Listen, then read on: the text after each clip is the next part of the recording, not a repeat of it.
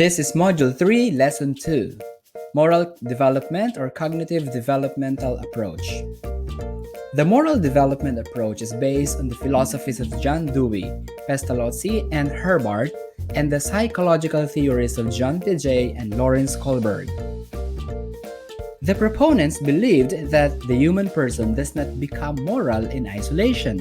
The interaction that he or she experiences, acquires, and learns from his or her family, church, the school, and other social institutions help the individual to understand and adopt moral beliefs, attitudes, and values. He or she internalizes the society's standards which he or she organizes to serve as guides to his or her moral reasoning, judgments, and actions as he or she goes through life. Let's look into Kohlberg's stages of moral development, which has 3 levels: the pre-conventional level, the conventional level, and the post-conventional level. And each of these levels has 2 stages. Let's look into those stages. In the pre-conventional level, the child is responsive to such rules and labels as good or bad and right or wrong. He or she interprets these labels in terms of purely physical or hedonistic terms, like reward or punishment, or in terms of the physical powers of those who enunciate those rules, like parents, teachers, and other adults. The stage 1 is punishment and obedience orientation. Orientation at this stage influences people to determine how an authority may react or consider the physical consequences of the action. So our keywords here are the reward versus punishment motivation of doing certain action. The stage 2 is instrumental relativist or the self-benefit orientation. At this stage, actions are self-interest driven. Remember the line, "You scratch my back and I'll scratch yours." That's doing something or giving something to get something in return. Here, we do certain action because we know there is something in it for us. That's why it is instrumental relativist. Our action serves as an instrument for us to gain something, some good benefits. And that's why it's called self-benefit orientation. And then let's talk about conventional level. At this level, maintaining the expectations of the individual's family, group, or nation is perceived as valuable, regardless of immediate and obvious consequences. The conventional level is typical of most adolescents and adults and involves the upholding and support of rules and expectations of society in general, and authority figures in particular. They follow these rules not because they are logical or rational, but because they are rules. The stage 3 is interpersonal concordance or good boy, nice girl orientation. In this stage, the self enters society by conforming to social standards. Individuals are receptive of approval or disapproval from others as it reflects society's views. They try to be a good boy or good girl to live up to those expectations and win approval.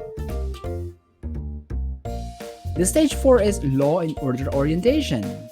Right behavior consists of doing one's duty, showing respect for authority, and maintaining the social order for its own sake. In this stage, it is important to obey laws and social conventions because of their importance in maintaining a functioning society. Moral reasoning in this stage, or in stage 4, is therefore beyond the need for individual approval exhibited in stage 3. Here, morality is still predominantly dictated by an outside force. Let's go to the post-conventional level. At this level, there is a clear effort to reach a personal definition of moral values, to define principles that have validity and application apart from authority of groups of persons and apart from the individual's identification with these groups. Moral behaviors in this level are internally rather than externally motivated. The stage 5 is social contract legalistic orientation. Right action tends to be defined in terms of general individual rights and in terms of standards that have been critically examined and agreed upon by the whole society. Laws are regarded as social contracts. Those that do not promote the general welfare should be changed when necessary to meet the greatest good for the greatest number of people. The stage 6 is Universal Ethical Principle Orientation. This is the highest level. Rights is defined by the conscience in accordance with self-chosen ethical principles, which in turn are based on logical comprehensiveness, universality, and consistency. Let's understand some basic principles or tenets on the nature of moral development. The first one is that there exists a structural basis within each person that determine how he or she will perceive a value. Then, these bases develop in a sequential series of stages. Now, a stage may be a skip.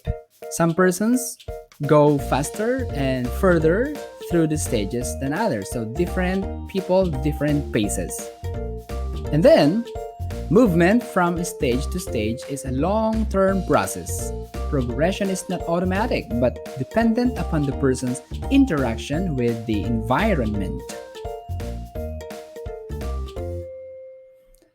The general direction of this movement is from no morality to moral development, and all persons in all cultures develop through these stages. And lastly, moral reasoning is related to moral behavior. Now, let's learn the purposes of moral development approach.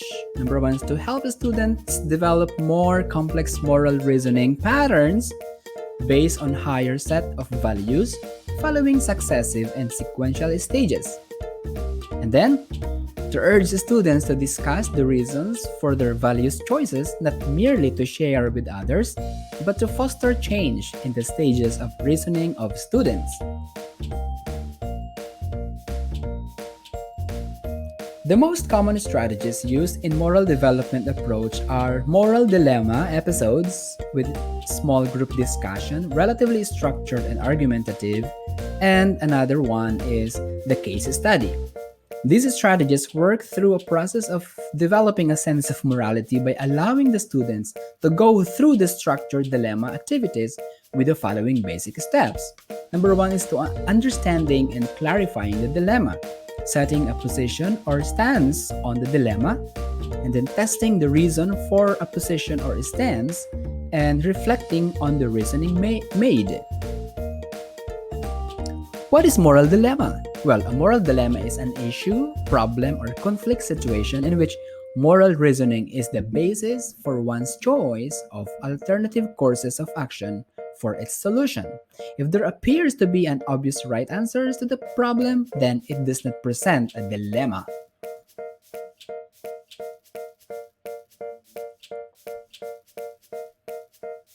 To recap, we discussed the moral development approach. We also talk about Kohlberg's stages of moral development, some tenets or principles on the nature of moral development, purposes of moral development approach, and the most common strategies used in moral development approach.